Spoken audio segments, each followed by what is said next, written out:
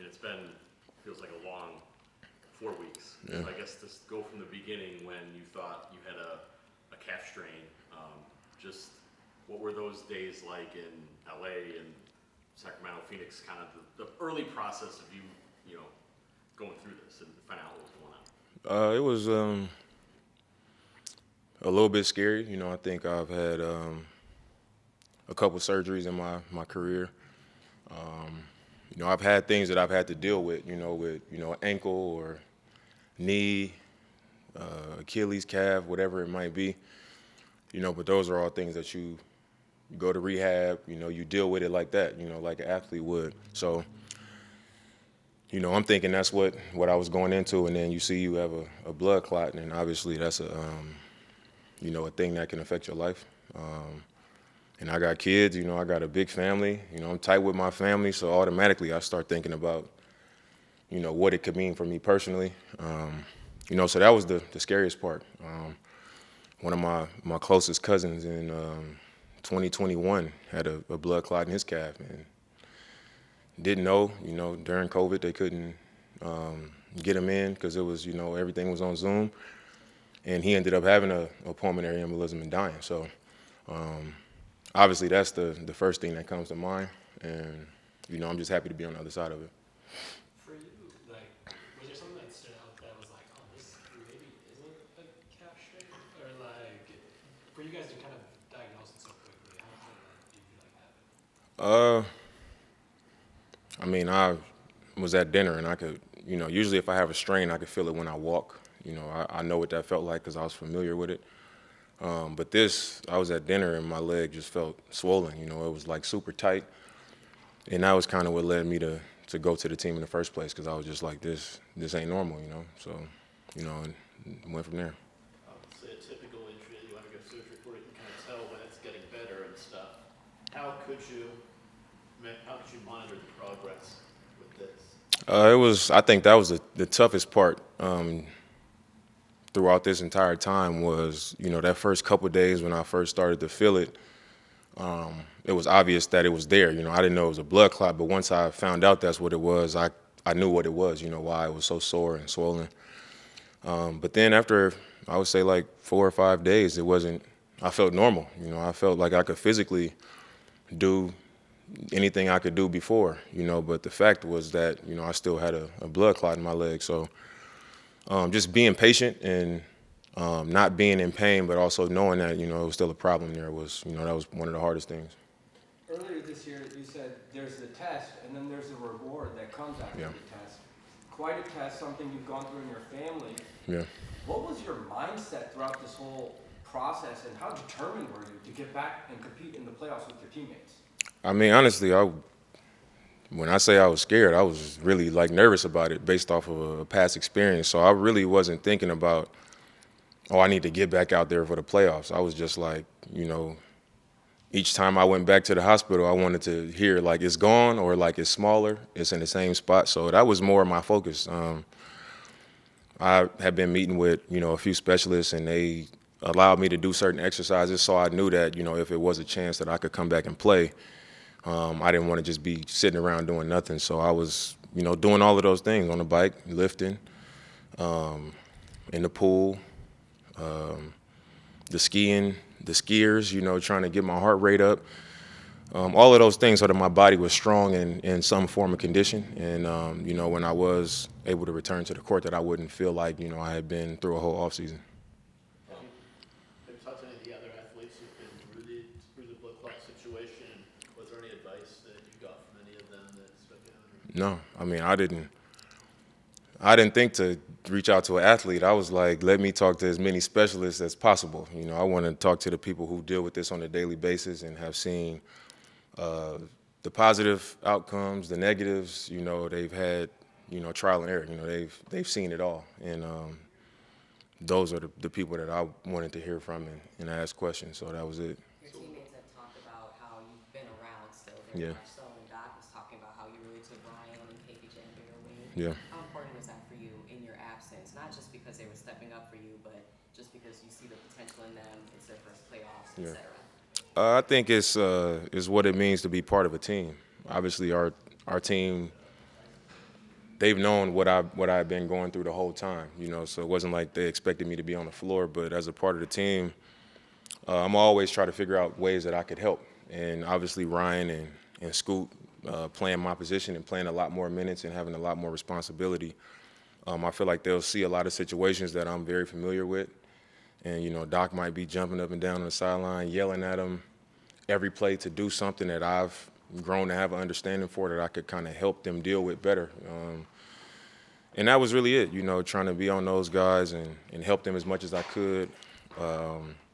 Just talking to the team in general, you know, when I see things or I feel something, just sharing it, you know, whether that's in the locker room, in the group chat.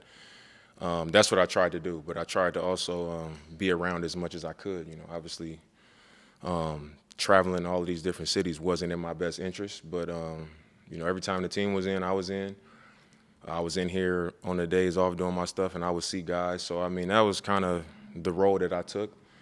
And just staying connected to the team. I think when you have something like this going on where you know you won't be playing, it's easy to kind of, you know, go off into your own world, and that's, you know, causes, you know, a disconnect, you know, and then you come back and it's like you got to get reconnected, and it's a, you know, a longer process. So I just wanted to stay connected for the chance that I could play, and here we are.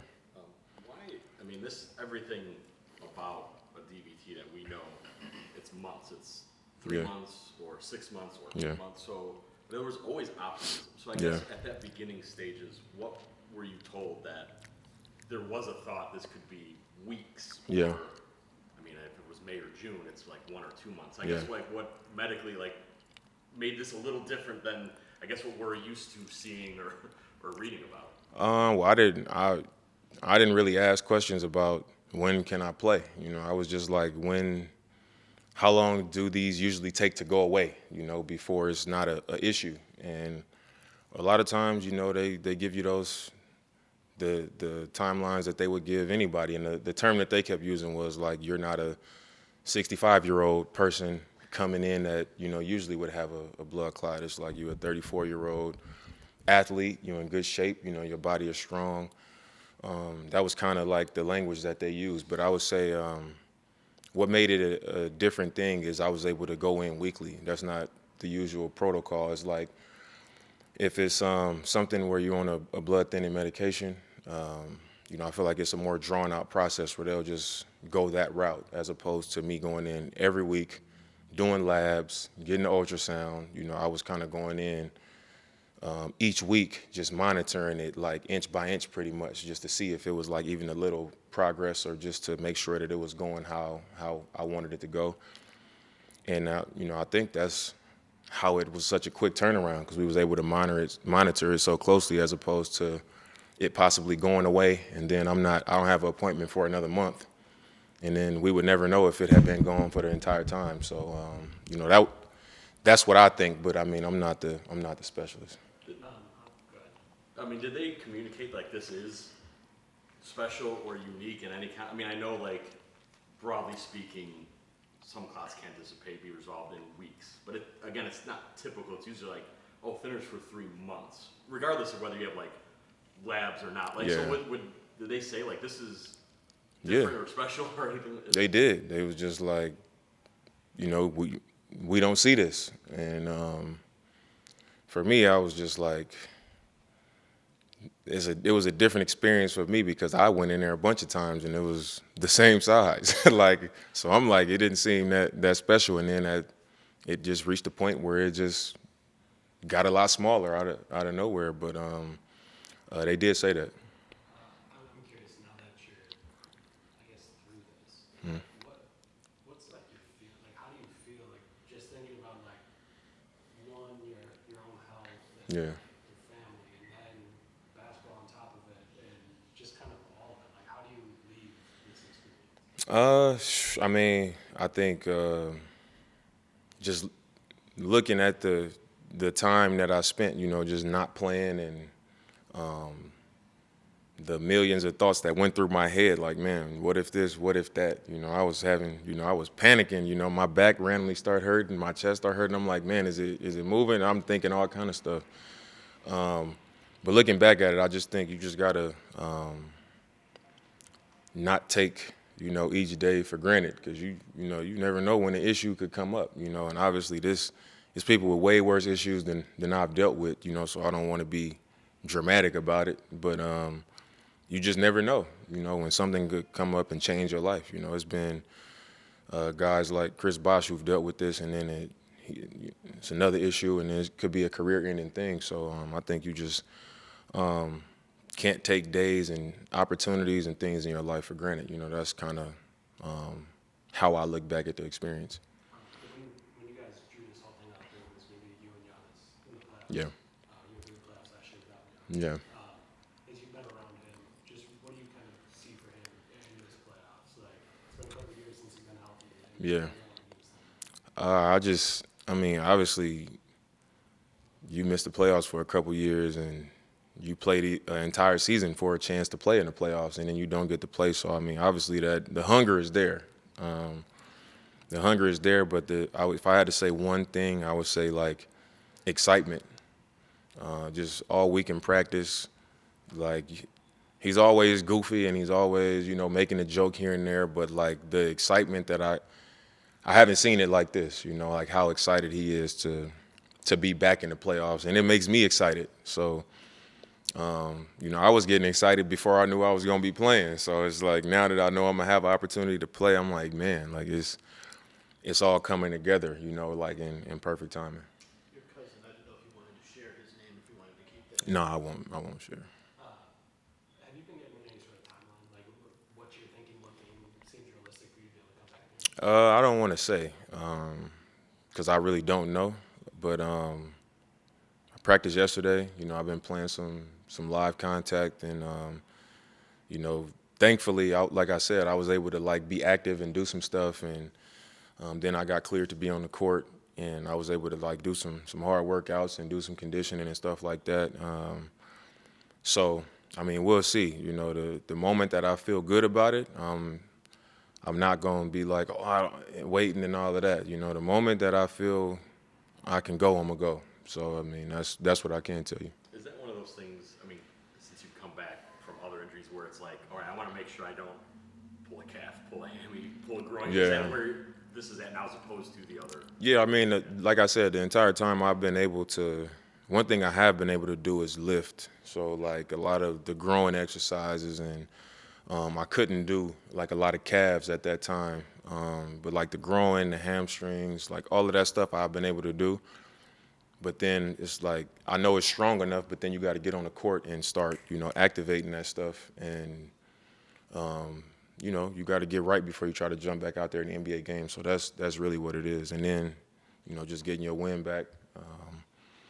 The only real way to do that is to be out there, but, you got to go out there with something to begin with. So that's kind of where I'm at. Were you able to shoot at all on your own when you were on vacation? Just free throws.